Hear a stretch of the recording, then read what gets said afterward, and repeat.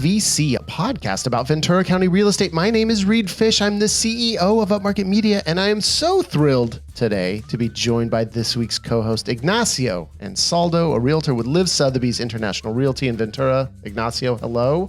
Hey, Reed. How's it going? Good. Every time I'm with you, I feel good. So I'm feeling good today. But first, before we get into what we're going to talk about today on the podcast, I want to take a moment to introduce the podcast and let our listeners know what we're about and what we're going to be doing here each episode. First, we're so thrilled and happy that you are joining us today for this first episode. And this podcast is designed to be a resource for realtors in Ventura County. We'll be talking each time about broader issues that realtors face in their day-to-day lives. But ultimately, we're all about Ventura County. So each episode will go hyper-local into market conditions, statistics, regulations, and concerns that realtors are faced with throughout the county. We want this podcast to be informative, but still fun and entertaining. And on every show, we're going to highlight a fun new listing, and we'll have segments on social media trends and marketing, and we'll end every single episode by giving out action items. Every host and guest will give out one actionable nugget of information or advice that a listener can use to help grow their real estate business. So Ignacio, I feel like we got to start this thing off right. And the topic on everyone's mind is what in the heck is going out there with this market? It has been a rocky road the last few months, I will say. What's your take? Yeah, I mean, I think it's definitely been different than it's been the last few years. Different meaning worse. Yeah. From my perspective anyway. Yeah, for sure. I mean, you get hired to take pictures of listings. So when there's not as many listings, you definitely see the direct impact of that. And we're listing agents as well. So we see the direct impact of that. What I mean by different is just for the last 3 years, we've just been so busy. The market's been stimulated. I feel from, the lower interest rates and people relocating, because they can work remotely, or just quality of life or bigger house or whatever people discovered during COVID. Now I think we're a little bit of a more normal market, from what, normal-ish. Yeah. I liked the new normal before. I did too. It was a hell of a ride. But I think, right now it's just really interesting because you have the macro environment of interest rates, stock market, all this noise, right? Yeah. We'll just call it noise. And then I think right now people who need to sell are selling. Not very many others are selling because people refinanced or they locked in at day before yesterday. I heard two of my clients say they locked in at 2.64% on a 30-year mortgage. Right. So just fire them as clients because they're not going to sell. Yeah, exactly. But that's what we're up against right now. And so I don't think people are selling unless they need to sell. Okay. How can we get more people to need to sell? Because I mean, here's the thing. From my perspective, and I'm not a realtor, so for people who don't know Upmarket Media, we are a realtor marketing company. So in general, our bread and butter, what most of the stuff we do is we shoot listings, right? So we do the photo, video, 3D, all the stuff associated when you with media that when you bring a property to market. And so I am not an expert in a lot of the other stuff. That's why I need a co-host of this podcast, someone who actually knows all that stuff. Sure. But to me, I mean, there has to be, doesn't it at a certain point get to a supply and demand point? Because there are still buyers out there, right? I hear chatter from realtors when I'm talking to them is like, I got all these buyers. There's just nothing to buy. Yeah. I mean, I think there's definitely less buyers still just because of, again, interest rates. Yeah. Just cuts people's buying power by a ton. But I think the last 3 years we've just been glorified salespeople, right? Like we're running around, we're doing things for our clients, we're like on the spot, whatever they want, we give them. We're jumping through hoops. Now it's a different time. Okay. Now you actually have to provide value. You have to educate your clients. You have to give people options. You have to hear what they're actually telling you so you can structure some sort of solution, because, I think more than anything, at least the way I view myself and my partnership with my business partner, I think what we should aim to do is help people build wealth. And if you have that outlook on your career with your clients, I think there are many ways that you can get people to buy and sell, and like just a simple way of educating somebody is, just sharing with them. Maybe they don't know what a 1031 exchange is, and maybe they have income property. Yeah, I don't know what that is. You know what I mean? Yeah. So I don't want you to explain it to me. That's yeah. I think most of our listeners know what it is. Yes. So I guess kind of what I'm hearing is a way to put it is that maybe real estate has been sort of easy the last few years, right? I mean, you could just put, and I know we've seen that, right? Yeah. In our business, I cannot tell you how many times people have said, oh yeah, I just need photos on this one. It's going to sell tomorrow. Or even trying to cancel the photo shoot because it's already under contract. Right. And I'm like, yeah, well, you might need it for a backup offer. But now that things are sitting a little longer, people we're finding that we're certainly not doing as many shoots, but when we are shooting, that we are giving more marketing materials for the realtors. Sure. Because they feel like they need to market the property. But that kind of like the way we think about our business is actually we don't really market property, we market realtors. And so, our hope is that you want to keep your marketing consistent regardless of what the market conditions are, because that's how you're going to get those other listings. Right? Yeah, I agree 100%. And I think right now too, it's a completely different market. I think a lot of people tune out. I mean, as much as people look into the news and pay attention to the noise, there are people who maybe are a little oblivious to what's going on. Sure. And right now, I think it's the perfect time to do a contingent sale. So, somebody who needs to sell in order to buy something, right now is the time. We've done probably 3 or 4 of those this year. Okay. So contingent sale, meaning, can you explain that to me? Yeah. So let's say Reed. You want to buy a house. You want to. Oh, I would love to buy a house. You want to go up in size. Yeah. Okay. So what you would do is you'd put your house on the market with beautiful photography, right? All the works, video, 3D. Of course. Oh my God. Yeah. Stuff. Oh my God.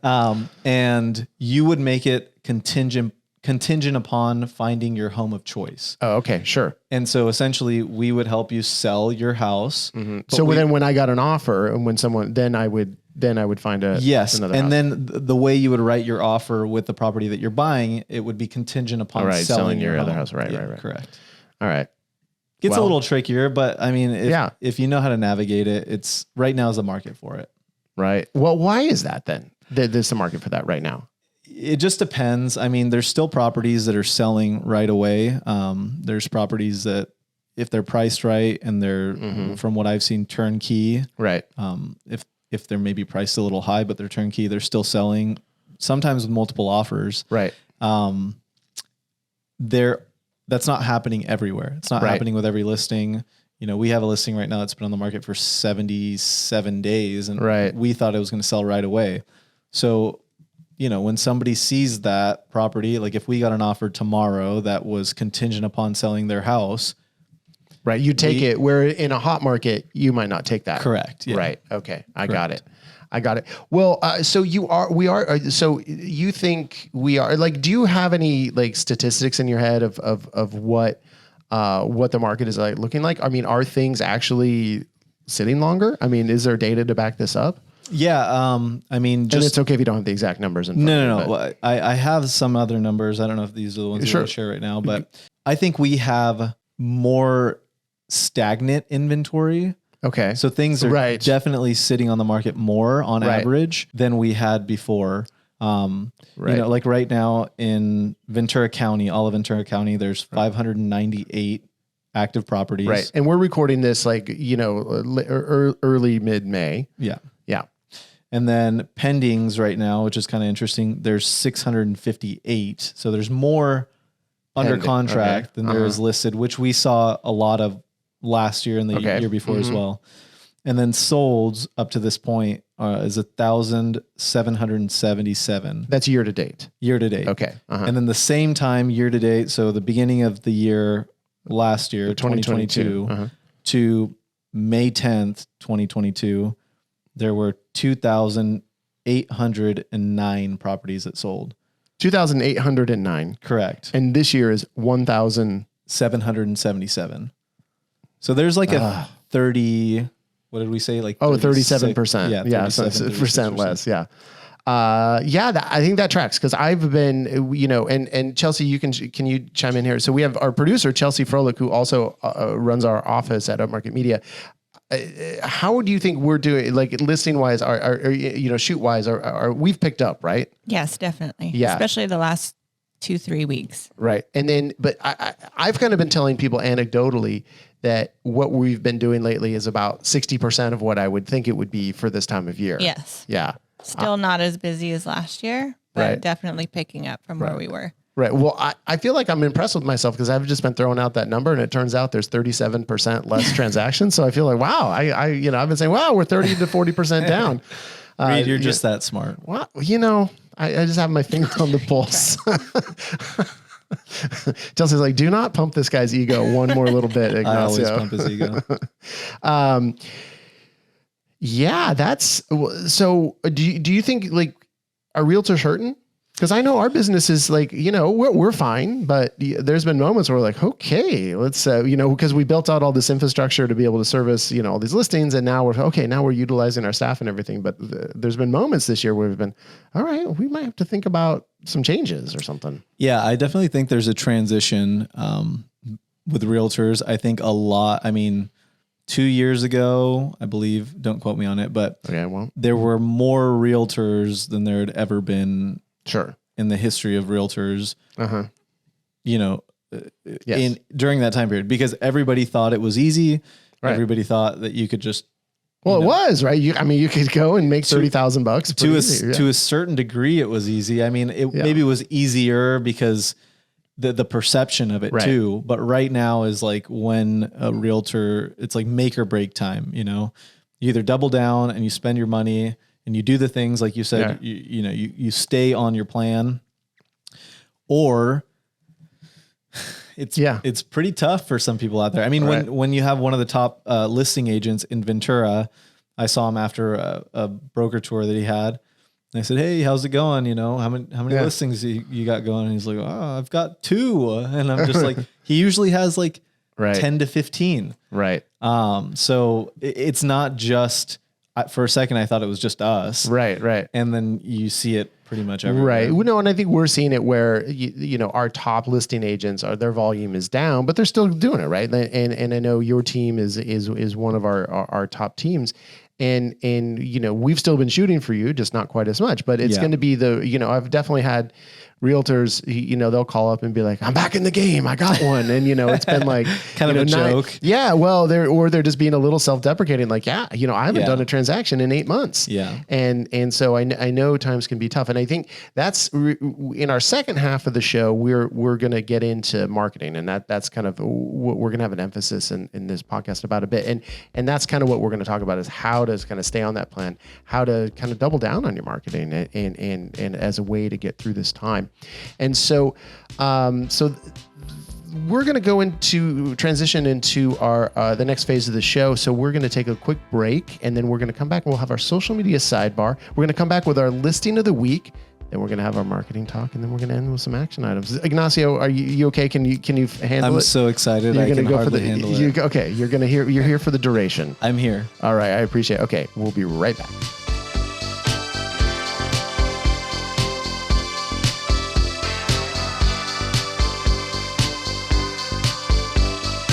And so our social media sidebar, this is where we're going to every week talk a little bit about social media strategy and kind of give out some of our social media info for the people who are on the show.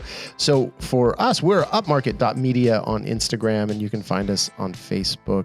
Upmarket.media is our website for my business. Ignacio, you're on social media, right? Come on. Every realtor has to be on social media, right? Yeah, so I've heard. Yeah. Okay. So where can we find you? You can find me on Instagram. That's where I'm most active. It's Ignacio_Anzaldo, my full name. Okay, that's great. You can see his full name in the show notes. Look, I knew you were on social media because I actually follow you. So here's what I've noticed about you. You do not really seem to have like a business focused Instagram account. Although you are taking care of business because you're always posting stuff about how you're working out at 5 a.m. Oh my gosh. Yeah. You were mentioning the word humble brag earlier. I feel like it's just some humble brag, like, early bird gets the worm type stuff, showing off the muscles. Showing off. It's really, I mean, it came from this market actually, that it started slowing down, and I felt like I needed some sort of consistency in my life. And I've always, health and fitness has been a big priority of mine. So I felt like it was the right time to start posting that on social media. Yeah, to make you feel bad. Well, I do feel bad when I look at your social media, so which is the point, right? So, but you do put some business stuff on there. So do you find this approach where your social media, and there's a lot of stuff about your kids on there, and a little bit about business. I mean, does that work for you? Do you think you get clients from your social media?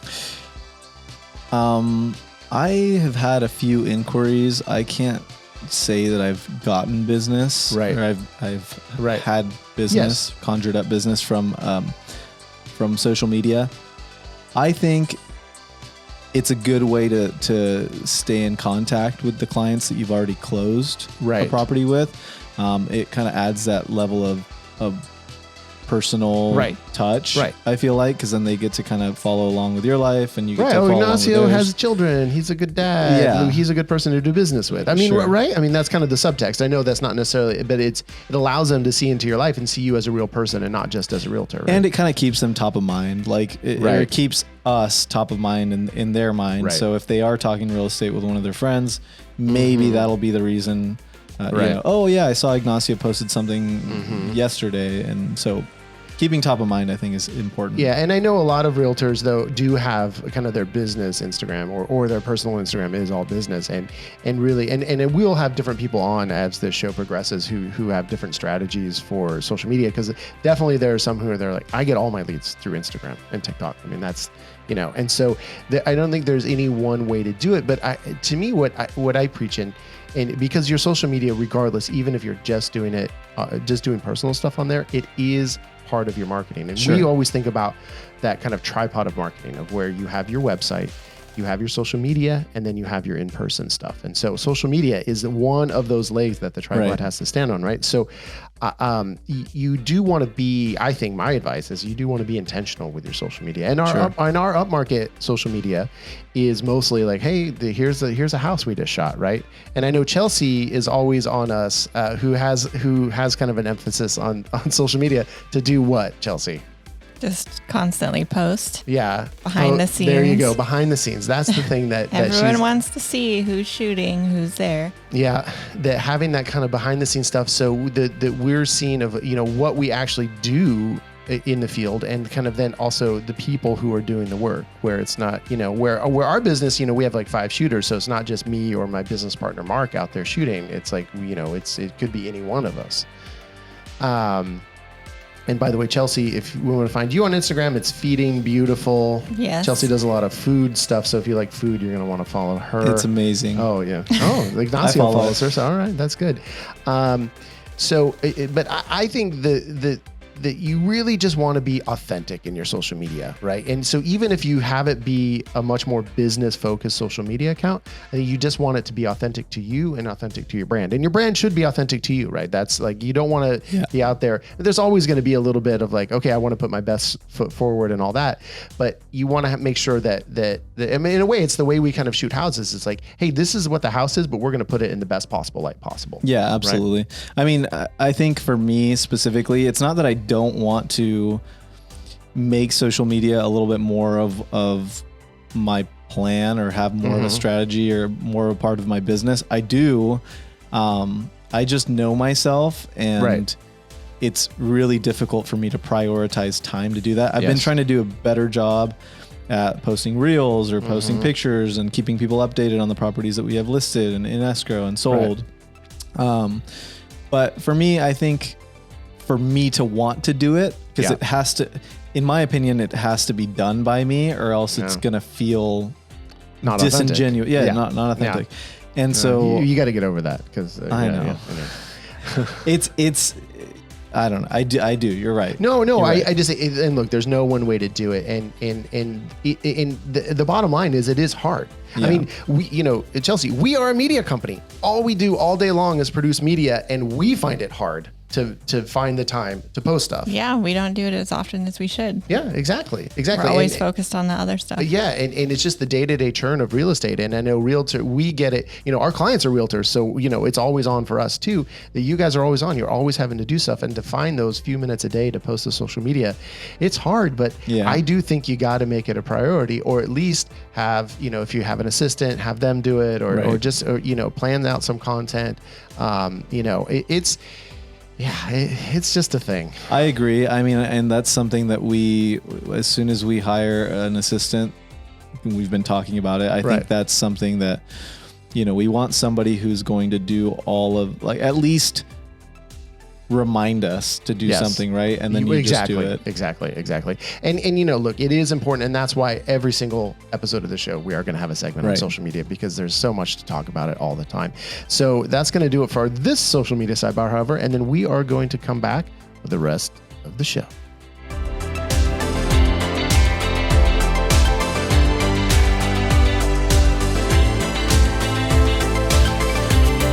All right, Ignacio, I know you're excited for our listing of the week. Even though this podcast is not weekly, I think it's going to be bi-weekly. We're just still going to call it the listing of the week. That's the listing of this week is 748 Diamond Drive in Camarillo, California, listed by Jack and Bonnie Stevenson of the Realty One Group Summits. Ignacio, yes, this baby is priced at $1,999,500, 5 bedrooms, 5 baths, 3,980 square feet, built in 1999. Looks like it's up there in Sterling Hills in Camarillo. What do we think? I think it's a great area. I think you can't go wrong at all with the area.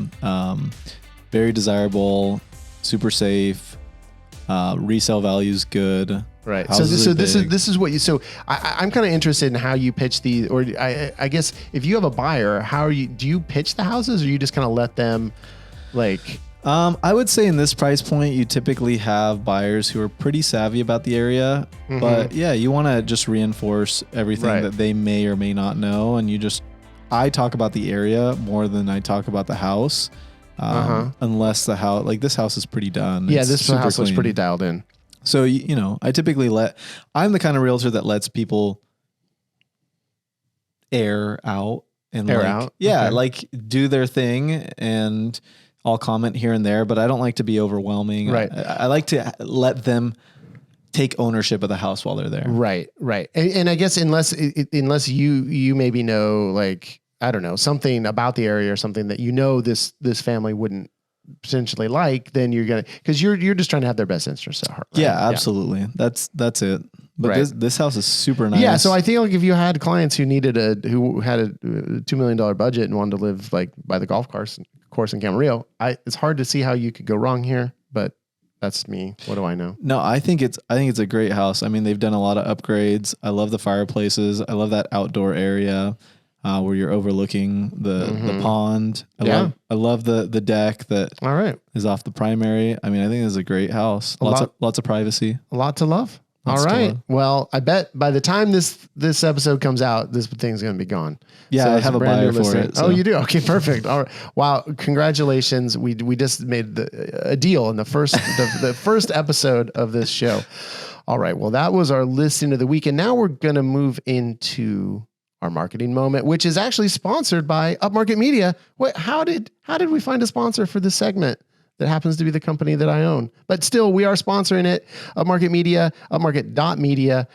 Check us out. We do all the stuff: photos, aerial photos, video, Matterport 3D, floor plans. You get a free floor plan with every shoot. It's great. You can check us out at upmarket.media. We also have an app, the Upmarket Media app. You can download, you can book right there. We have booking forms. Give us a call anytime. We can talk to you, answer any questions you have. And now let's talk about marketing.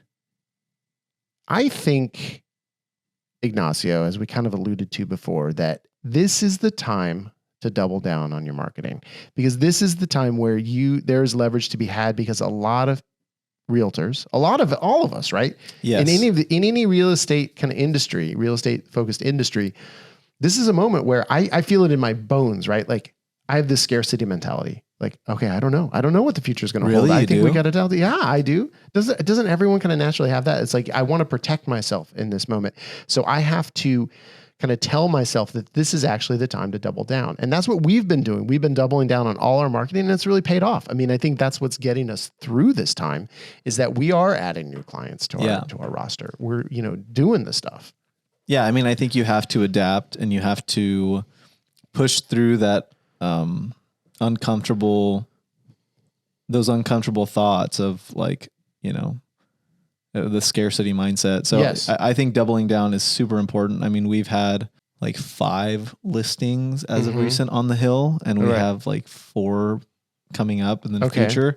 So we're trying to really leverage that and just market like no other up there, because we have the proofs in the pudding. We're the ones selling the ones on the hillside. Right. Well, and I think what I would say to bring it to our listeners, that you need to find that leverage point for yourself, right? And so if all of a sudden you've done 4 on the Hill, double down on that. Or if you've, whatever, like all of a sudden I got 2 listings in Simi Valley. All right, well, let's go for it. Or whatever. Or I just, like, my kid just got on the traveling soccer team, and all those parents have some money, so I'm going to just like hang out with them and talk about real estate. I mean, whatever it is going to be, right? Anything. I mean, just pick something and double down. Yeah, exactly. And as we were talking about earlier, where it's maybe these agents who aren't the high volume agents, and like they haven't been getting this stuff, and they're probably not going to have the budget to like double down on their marketing.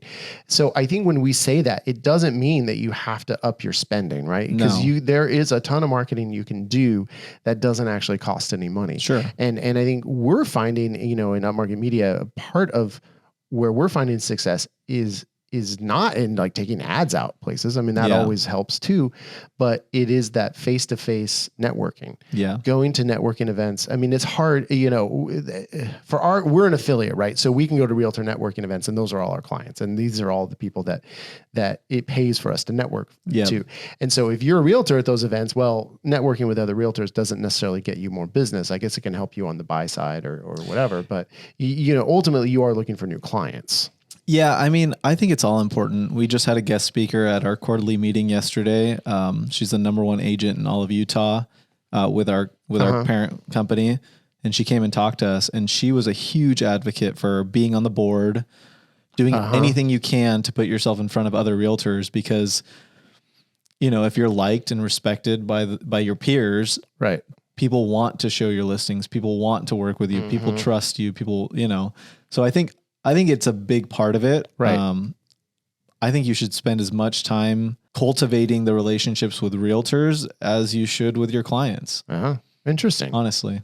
Okay. And we just recently went to Sotheby's event in Las Vegas, and that's literally all we're doing is we're meeting people from feeder markets from different areas, cultivating that relationship, building that relationship, in hopes that we have a client that may be moving to that area, because it makes a big difference when you're talking to your client and you go, actually, I do have a person. Right. Here's their name. Here's their story. They have 2 kids, blah, blah, blah, blah.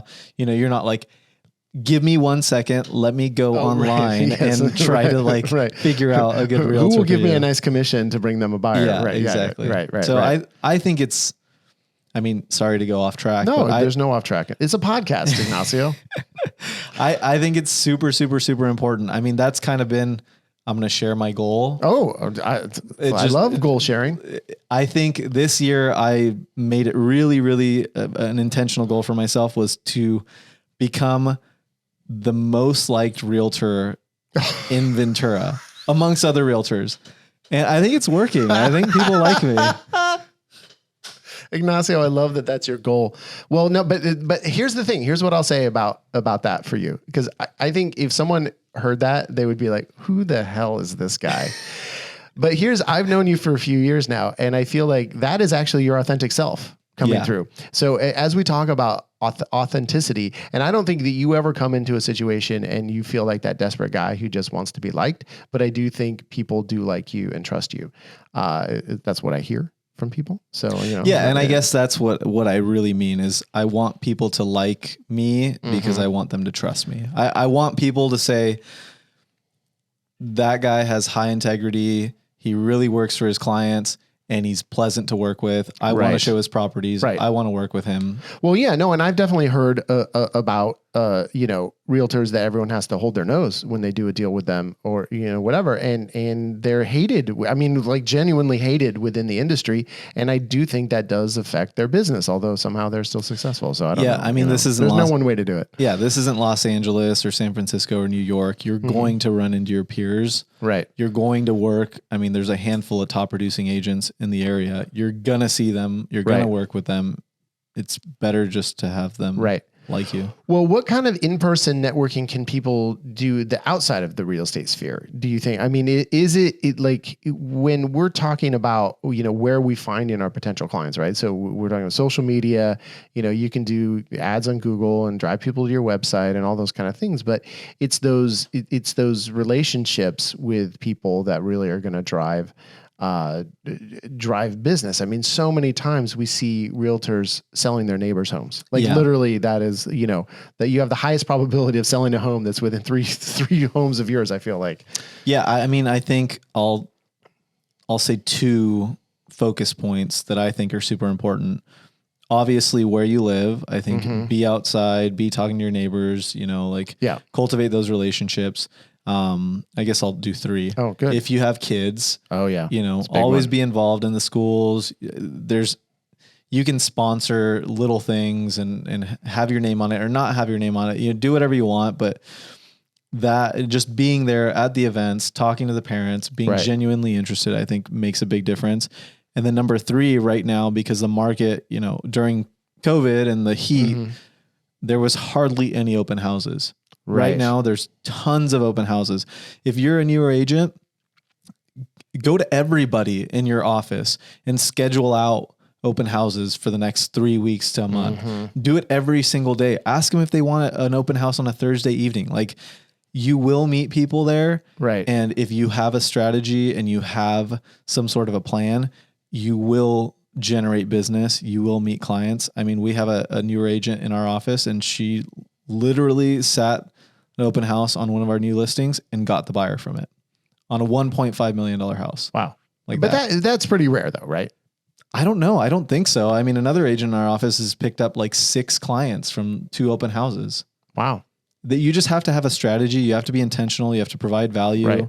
Well, and I think you have to work hard. Totally. I mean, absolutely. I think that's the bottom line is that we can talk about marketing all you want, but if you're not following, and marketing is work, but if you're not following up with like a genuine work ethic, I mean, it's what are you going to do? You're just throwing money. I'll send you some listings. Yeah. Right. In 2 or 3 days. Yeah. Right. It just is not going to work. I mean, you have to meet your clients where they're at, and you have to do the legwork. You have to be your authentic self. Or like example, I had an open house on Sunday, and there was this couple that came in. They were super charming and funny and cool. And they were kind of like chatting with me in between people. I think I had like 3 people in the house at the same time. And there's an upstairs and downstairs. So it's kind of hard to keep track of everybody and walk with every individual person. But I ended up having a really genuine connection with them. They weren't interested in the house. They were more so looking just in case. Right. But I mean, he definitely has money. He had the money to buy it. He has a ton of income property. We talked for probably 30 minutes. Like we sat down on the couch outside on the patio, had a beautiful ocean view. It was a really great setting. But at the end of it, he remembered my name. He shook my hand, looked me in the eyes, and he was like, I'm going to bring you business. Like, I'm going to refer you. I think you're a great guy. It's like, my motto, you're like, I'm the most liked realtor in Ventura. Yeah. I'm going to get a pin that says that after this year's done, but, or attempted to be. But I think making genuine connections and trying to add value, listening to people, listening to their pain points, their pleasure points, and just trying to figure out like, how do I find the best solution? And being straightforward and not being robotic, I think, and working hard. Yeah. I think that it all goes into that. Right. Well, just having the genuine connections is I think that really resonates with me. And I know in our business, I think that's how, and the quick backstory on that is that my business partner, Mark, who may or may not ever appear on the podcast, we'll see, we had competing businesses for a lot of years. And a couple of years ago, like 2.5 years ago now, we merged and became Upmarket Media. And since then, we've expanded our team and kind of our roles have become different. And I'm not out there shooting that much anymore, if at all. I'm kind of, running the operations and doing the marketing and now doing this podcast and, other things. And so I've kind of been missing that connection with some of my clients. And so really in the last few months, I've been out there trying to do more of those networking events and whatever. And it's been really good to make sure that you keep those relationships strong, because if not, if all of a sudden you just become a business entity and there's not a person behind it, then it becomes tougher to kind of retain that business and to have that personal touch. And then I can provide better service for those clients as well, because then they're saying, well, I need this or I need that, or I really liked when you did that. And so we get that feedback, and then we can make sure that we can give each of our clients the service that they expect and need, Yeah, I agree with that. I mean, I think it's important. You probably needed a break from it to a certain degree. Well, sure. Yeah. And even this podcast, I mean, you're doing it in so many different ways. So kudos to you. Oh, well, fine. Okay. Great. Thank you, Ignacio. God, somehow you're just so likable. Great. This is going to be a running joke now. Well, of course it is. You can't come on somewhere and say, my goal is to be the most liked realtor and not have it be a thing now. It is. Yeah. All right. Good. I love it. The thing that I love or like the most about you is that you are... No, you love it. A person of action. Thanks, Reed. Which brings us to our action items. Our action items today are sponsored by Choice Home Warranty. Tamara Rossie-Molina with Choice Home Warranty. Oh, love her. She's giving you an exceptional home warranty experience. Check them out at chwpro.com. That's Choice Home Warranty. So, Ignacio, I'm going to have you go first as the honored first co-host. And by the way, we're going to have rotating co-hosts. It's not going to be Ignacio every week. Darn. Okay, I'll go first. I think an action item for a realtor is, I think I'm going to double down on what I said earlier. It's do more open houses, especially if you don't have business coming in, if you feel like you're not busy, even if you are busy. Open houses aren't just for buyers. More often than you would think, there's a ton of neighbors that come by the open houses. Oh, that's what I've always thought. Yeah. To see what's going on, to see what's selling in their area. And a lot of the times they want to see, they're kind of thinking about something, and it's your job to figure out what it is. Mm-hmm. And sometimes they want to sell. They want to see what that property is going to sell for. Right. And you just start the conversation. So typically at my open houses, I'll have a buyer packet, and then I'll have a seller's packet. Oh, right. And that's smart. I think it's just be really intentional about the open house, walk people through, Right. Well, because you are showing those potential sellers that are surrounding how you would sell their house. Absolutely. Right. Yeah. You don't want to just be sitting on the couch like, hey, come on in, like check it out, feel at home. Right. Let me know if you have any questions. Yeah. Yeah. Oh, that's how I do it. I know you would. I like sitting on the couch. that's kind of my thing. Especially if it's a Saturday, I want to sit on the couch. Yeah. And let's just be honest. And then, if somebody doesn't have time to do the open houses, I think creating a farm, be very specific about. We're multiple action items. Just two. Wow. Because I'm not I thought I was going to be the permanent host. So now that I'm not, I'm having to right. Cram it all in. Yeah. Yeah. I think a farm too, just be intentional about what area you want to be. The main guy or gal at and just work it. Door knock, send postcards, send letters. Right. You target those get those open houses in that farm region. Exactly. Right? If someone else is in there and they're going to be like, hey, that's my farm. Absolutely. It's my farm now. Yeah. All right. Perfect. That's because you want to have a war among agents in your office, right? About whose farm is whose. Yes. Yeah. That seems like a good it's strategy. It's just friendly competition. Yeah. That's all it is. Oh, yeah. I've heard it's always friendly with the realtor ranks. Okay. Thank you, Ignacio, for the double action items. I'm still going to give one though. Okay, go ahead. Here it is. I think you want to know who you're marketing to. So I think you want to figure out, as a realtor, who your ideal client is. Kind of do like a demographic profile. And I think you can kind of, you probably already have an intuitive sense of who that person is, but maybe analyze the people that you have had relationships with, business relationships with, even if you've never done a transaction. I think you can still kind of figure out who is that ideal person. What's their income level? What's their ethnicity, their age? Where do they live? Do they have kids? Do they, are they retired? What is that person, right? What does that person look like? Because then that will help you determine how you can reach that person. The more you can figure out where your values resonate with clients, right? So if the people that are attracted to what you're about, your authentic self, your brand, your business, then it's going to be easier to reach those clients and convert them into potential clients. Yeah, I think that's great. I don't think enough people do that. Yeah. It's all part of, I think, being, to kind of maybe put a bow on all of this. It goes back to a word that I think you said many times throughout the episode, is being intentional, right?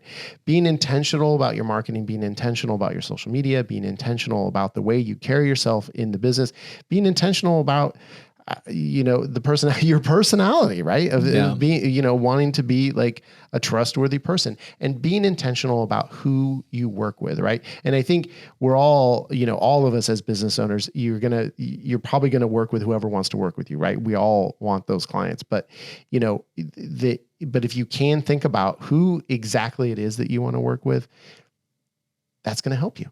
Yeah, absolutely. And I think just adding on to that, as a realtor, you don't have to start at the bottom. I mean, you can educate yourself. You can learn the lingo. You can go to different events. You can, I don't want to say fake it till you make it, but come on. Yeah, have that confidence, make yourself seen around those people. And, you can start at much higher price points. Right. Your first deal can be a $2 million house. It can be. Yeah. All right. Ignacio, thank you, my man. Reed, you're welcome. Thank you. So we're going to be back in a couple weeks with a different co-host. Sorry. Sad Ignacio, face. He'll be back someday. It's all good. Well, I don't know. I'm going to listen back to this episode and see how it went.